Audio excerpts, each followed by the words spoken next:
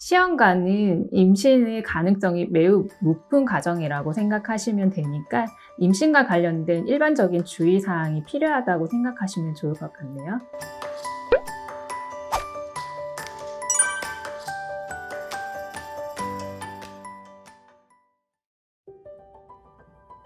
네, 안녕하세요. 서울의료원 산부인과 가임센터 과장 김민정입니다. 오늘 생리 시작하고 3일째 마치고 오셨네요.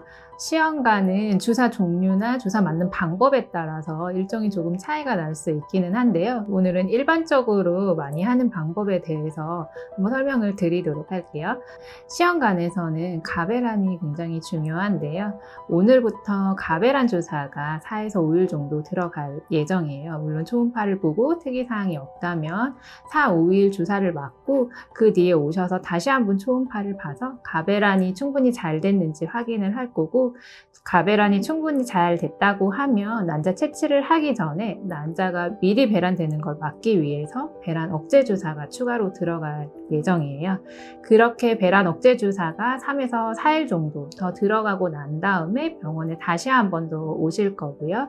그때 오셔서 또 초음파를 보게 됩니다. 그때 초음파를 보고 난포가 18mm 이상 되는 게 3개에서 4개 정도 관찰이 된다라고 하면 난자 채취 일시를 정할 텐데요.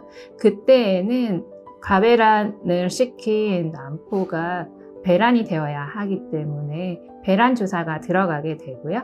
배란 주사가 들어간 뒤 36시간 뒤에 난자 채취가 이루어지니까 그 뒤에 난자 채취 일자를 정확하게 정하게 됩니다.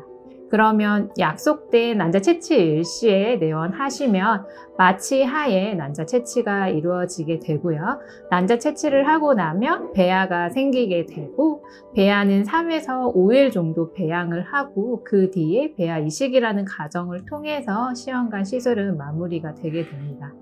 이렇게가 일반적인 과정인데요. 환자분에 따라서는 배아 이식 과정까지 못 가고 난자 채취 이후에 배아를 동결하는 경우도 있을 수 있습니다. 그러나 이러한 과정이 보통 기본적인 시험관 시술 과정이라고 생각하시면 되겠네요. 이렇게 시험관을 진행을 하게 되면 임신 확인은 일반적으로 혈액 검사로 하게 되는데요. 난자 채취 일자를 기준으로 약 2주 정도 뒤에 혈액 검사를 하게 됩니다. 필요에 따라서 추가적으로 혈액 검사를 하거나 초음파로 아기집을 확인을 해서 최종적으로 임신을 확정지을 수 있습니다. 네, 일반적으로 시험관을 하면 힘들어 하시는 부분이 자가주사를 맞는 부분인데요. 자가주사는 일반적으로 피하 주사로 일반인도 간단한 교육 이후에 주사를 맞으실 수 있습니다. 저희도 저희 전문 간호사가 관련해서 교육을 해 드릴 거고요. 그러면 피하로 자가주사 맞는데 대부분 문제가 없으신데요. 일반적으로 당뇨 환자들도 인슐린이라는 주사를 맞는 분들이 많으신데, 그분들도 자가 주사로 잘 맞고 지내시는 만큼 저희 환자분들도 교육 이후에 특별한 문제 없이 잘 맞으실 수 있을 거라고 생각합니다. 그럼에도 불구하고 주사 맞는데 두려움이 있다라고 하시면 번거롭더라도 병원에 내원하셔서 주사를 맞는 방법도 있으니 그 부분에 대해서는 크게 걱정하지 않으셔도 됩니다.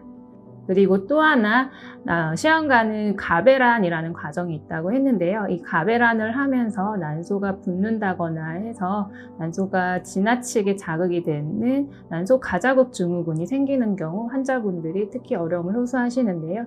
복수가 차거나 숨이 차거나 소변량이 감소하는 등의 증상이 있기 때문입니다. 물론 35세 미만의 환자이거나 다낭성 난소 증후군을 가지고 있는 경우에 확률이 좀 더 높게 되고요. 이럴 경우 미리 예상되는 난소 가자극 증후군을 예방하기 위해서 가베란 주사 양을 조절한다거나 필요한 예방 조치를 해드리니까 그와 관련해서도 크게 걱정하지 않으셔도 좋습니다. 시험관은 임신의 가능성이 매우 높은 과정이라고 생각하시면 되니까 임신과 관련된 일반적인 주의사항이 필요하다고 생각하시면 좋을 것 같네요. 그래서 기본적으로 술, 담배는 당연히 삼가해 주셔야지 하고요. 그리고 탕 목욕은 피해 주시고 가벼운 샤워로 해주시는 게 좋겠습니다. 그리고 평소에 운동을 하시는 게 있다면 가벼운 산책, 스트레칭 이외에 격렬한 운동은 삼가해 주시는 게 좋을 것 같습니다. 그리고 약물 복용과 관련해서는 현재 엽산은 잘 드시고 계시지요? 시험관 관련해서 사전 검사에서 특이사항이 없었다면 엽산만 잘 드셔주시는 것만으로도 충분하고요. 사전 검사에서 특이사항이 있었을 경우 담당의와 상의해서 추가로 약물 복용하는 것에 대해서는 환자별로 다를 수 있으니 그때 따로 상담을 받으셔야 합니다. 그리고 음식과 관련해서는 특별히 보양식으로 뭔가 더 챙겨 드신다거나 일부러 뭔가를 덜 드신다거나 하실 필요는 없으십니다. 단지 맵고 짜고 자극적인 음식만 피해 주시면 좋을 것 같습니다. 자, 이제 마음의 준비가 되셨나요? 마음의 준비가 되셨다면 저희와 함께 아가를 만나기 위한 여정을 시작해 보실까요? With you!